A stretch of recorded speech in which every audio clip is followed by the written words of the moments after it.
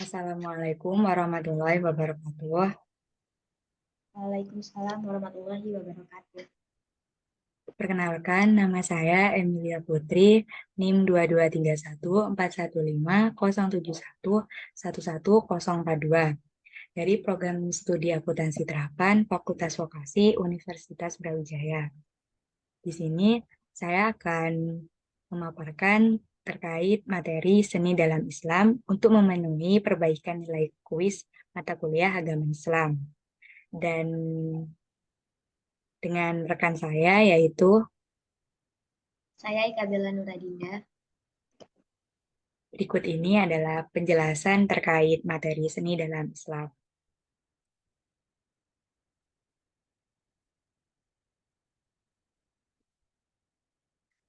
Haramnya musik dalam 4 mazhab. Sesungguhnya Allah telah menciptakan makhluknya, memerintahkan mereka untuk taat kepadanya, melarang mereka untuk bermaksiat kepadanya, menjelaskan kepada mereka akan buah dari ketaatan berikut jalan-jalannya, serta memberikan peringatan kepada mereka dari maksiat dan akibatnya. Iblis laknatullah telah mengetahui bahwa poros segala urusan adalah hati. Jika hati tersebut sehat dan istiqomah, maka istiqomah pula seluruh anggota tubuh di atas ketaatan kepada rohnya. Dan jika hati itu bengkok, maka menyimpanglah seluruh anggota tubuh kepada jalan kebinasaan. Maka hati adalah raja, sementara anggota badan adalah bala tentara. Jika sang raja baik, maka bala tentara pun menjadi baik. Namun, jika sang raja buruk, bala tentaranya pun menjadi buruk. Mendengar nyanyian menjadi lebih dicintai oleh mayoritas manusia daripada mendengar ayat-ayat Al-Quran. Seandainya salah seorang di antara mereka mendengarkan Al-Quran dari awal sampai akhir, maka tidaklah Al-Quran itu akan menggugah hatinya dengan tenang. Tetapi jika dibacakannya kepada nyanyian-nyanyian serta alunan-alunan musik, maka pendengaran mereka terketuk dan hati mereka tergetar dan bergoncang. Maka subhanallah, maha suci Allah dari orang-orang yang terfitnah ini, yang telah menyia-nyiakan bagian ketaatannya, kedekatannya kepada Allah dan rela dengan bagian kesesatan setan. Kalimat-kalimat berikut ini adalah sebuah nasihat untuk memberikan peringatan dan kasih sayang. Sebaik-baik perkataan adalah firman Allah dan sebaik-baik petunjuk adalah petunjuk Nabi. Perhatikan para ulama ahlu sunnah tentang musik dan nyanyian yang merupakan seruling-seruling setan. Allah berfirman, dan di antara manusia ada orang yang mempergunakan perkataan yang tidak berguna untuk menyesatkan manusia dari jalan Allah.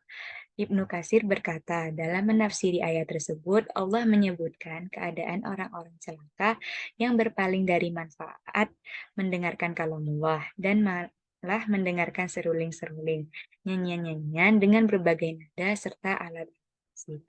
Adapun di dalam sunnah, maka telah diriwayatkan di dalam Sahih Al-Bukhari secara muallak dengan bentuk jazm, pasti kuat bahwa Nabi bersabda, benar-benar akan ada di antara umatku yang akan menghalalkan perzinahan, sutra bagi laki-laki, hamar, dan alat-alat musik.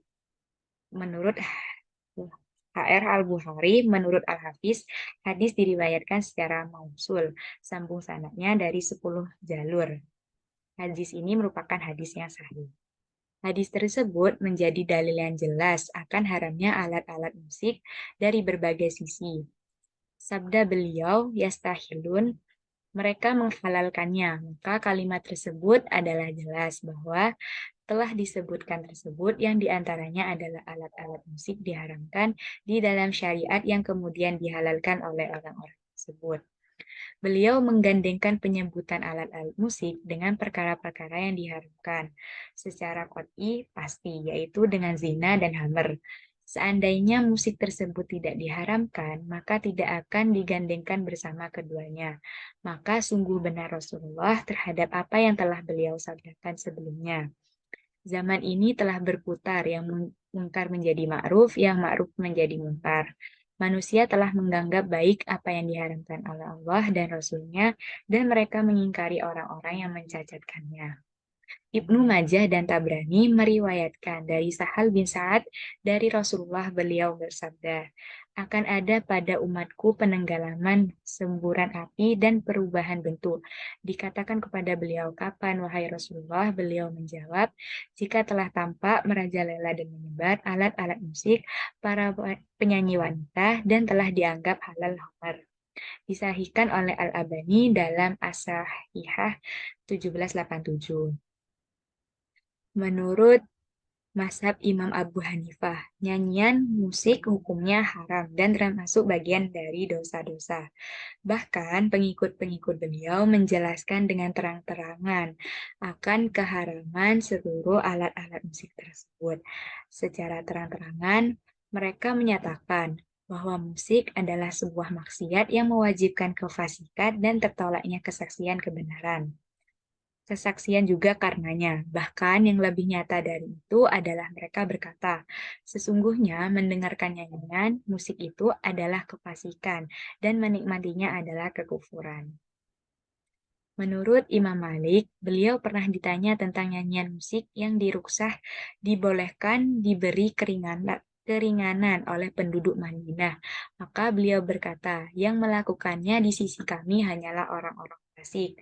Dan beliau juga berkata, jika ada seorang membeli seorang budak wanita dan ternyata dia mendapatinya adalah seorang penyanyi, maka boleh baginya untuk mengembalikan budak wanita itu dengan menyebutkan aibnya, karena keahlian nyanyi merupakan aib. Menurut Imam Syafi'i, para sahabat-sahabat yang mengenal mazhabnya secara terang-terang menegaskan akan keharaman alat-alat musik tersebut. Bahkan telah mutawir darinya bahwa dia berkata, aku tinggalkan Baghdad yang padanya terdapat sebuah perkara yang dibuat-buat oleh orang-orang zindik. Mereka menanamkannya dengan at-takbir, dengannya mereka memalingkan manusia dari Al-Quran. At-takbir adalah syair-syair yang mengajar untuk zuhud di dunia, di mana salah seorang vokalis melantunkannya sesuai dengan nada-nada pukulan gendang dan semisalnya. Menurut Imam Syafi'i juga secara terang-terangan menegaskan bahwa orang-orang melakukan perbuatan tersebut adalah zindik. Maka sebagaimana pula seandainya dia mendengar nyanyian-nyanyian musik di zaman sekarang yang para pembantu-pembantu setan telah berupaya untuk memperdengarkannya kepada manusia, baik ridho atau tidak ridho. Bagaimana seandainya Imam Syafi'i mendengar perbuatan sebagian orang yang menisbahkan dirinya kepada mazhabnya pada hari ini yang mengatakan bolehnya mendengarnya nyanyian musik dan tidak haram, dan mereka mengatakan bahwa itu adalah syair dan kebaikannya adalah baik dan keburukannya adalah buruk, di mana mereka telah menyampur aduk perkara manusia dalam urusan agama mereka, dan seakan-akan mereka datang dari jagat lain dan tidak mengenal nyanyian musik pada hari ini. Imam Syafi'i menjawabnya, pemilik budak wanita, jika dia mengumpulkan manusia untuk mendengarkan nyanyian budak tersebut, maka dialah orang dungu yang tertolak kesaksiannya. Dan beliau berkata tentangnya dengan perkataan keras, itu adalah perbuatan diat sah, yaitu perbuatan yang menunjukkan tidak adanya cemburu pada diri seorang laki-laki terhadap kemaksiatan yang dilakukan oleh keluarganya. Dan sikap seorang dayuts diancam oleh Nabi dengan tidak akan masuk ke dalam surga. Menurut Imam Ahmad, putra beliau yaitu Abdullah bin Ahmad berkata, aku pernah bertanya kepada bapakku tentang nyanyian. Maka dia menjawab, nyanyian musik itu akan menumbuhkan kemunafikan di dalam hati. Dan itu tidaklah membuatkan takjub. Kemudian dia menyebutkan ucapan Imam Malik yang melakukannya di sisi kami hanyalah orang-orang fasik. Mereka semua telah bersepakat akan keharaman nyanyian musik dan menegaskan dengan terang-terangan tentangnya. Bahkan telah dinukil dari para ulama kaum muslimin akan adanya ijma atas masalah tersebut. Mudah-mudahan Allah merahmati Ibnul Qayyim saat beliau berkata tentang musik itu, maka mendengarnya adalah haram, menurut imam-imam mazhab dan ulama muslim yang lain, dan tidak pantas bagi orang-orang yang telah mencium aroma ilmu untuk bersikap tawakuf, diam bimbang dalam mengharamkan hal tersebut. Minimal musik itu adalah syiarnya orang-orang fasik dan para peminum khamar. Apakah haramnya musik itu sudah masuk ijma 4 mazhab? Bukankah hukum musik itu haram? Karena musik itu ilatnya melalaikan, serta dalil dari Al-Quran ialah surat At-Rahman 31 ayat 6-7 yang ditafsirkan nyanyian oleh sahabat terkenal seperti Ibnu Abbas radhiyallahu anhu dan lainnya serta ada dalil dari hadis sabda Nabi Shallallahu alaihi wasallam, yaitu sungguh benar-benar akan ada di kalangan umatku sekelompok orang yang menghalalkan zina, sutra, mer, dan alat musik, dan beberapa kelompok yang akan singgah di lereng gunung dengan binatang ternak mereka. Seorang yang kafir mendatangi mereka untuk suatu keperluan, lalu mereka berkata, "Kembalilah kepada kami esok hari." Kemudian Allah mendatangkan siksaan kepada mereka dan menimpakan gunung kepada mereka, serta Allah mengubah mereka menjadi kera dan babi hingga hari kiamat. Lalu katanya, musik ini sudah ijma salafus solih, baik dari 4 mazahib fuqaha yang mengatakan bahwa musik ini haram, apalagi dinyanyikan oleh wanita, yang konsekuensinya akan menimbulkan fitnah syahwat bagi lelaki ajnabi. Apakah benar? Menurut dosen saya sendiri, Ustadz Mu'afa, yaitu Bapak Muhammad Rohman Rosikin, Bapak Rosikin, jika dikatakan ada ulama yang mengharamkannya, maka itu betul. Tapi jika dikatakan bahwa sudah ijma haram, maka itu yang tidak tepat. Karena soal musik ini memang soal ikhtilaf sejak dari dulu. Asy-Syaukani menegaskan bahwa soal nyanyian baik diiringi dengan musik atau tidak, itu sudah diperselisihkan sejak dulu. Beliau berkata, nyanyian diperselisihkan hukumnya baik dengan alat-alat musik maupun tanpa alat-alat musik. Mazhab Asy-Syafi'i memperinci hukumnya, ada kondisi menjadi mubah, ada yang makruh, dan ada yang haram. Masalah mendengarkan musik dan memakai alat musik dibahas panjang oleh An-Nawawi dalam kitab Raudhatu At-Thalibin bab Asy-Syahadat. Ringkasnya, mendengarkan musik itu makruh, bukan haram. Jika mendengarkan dari wanita ajnabiyah, maka lebih berat makruhnya. Jika khawatir fitnah, maka menjadi haram meski dari anak-anak. Kalau mendengarkan huda atau nyanyian gembala saat mengiring gembalaan, maka mubah. An-Nawawi berkata, nyanyian manusia kadang dilakukan hanya dengan suara dan kadang dengan alat. Adapun jenis yang pertama, yakni yang dilakukan hanya dengan suara, maka hukumnya makruh dan mendengarkannya juga makruh. Tidak haram. Jika mendengarkan nyanyian dari wanita ajnabi, maka sangat makruh. Qadi At-Thayyib meriwayatkan keharamannya ini adalah ikhtilaf yang telah dijelaskan sebelumnya terkait perdebatan apakah suara wanita itu aurat ataukah bukan.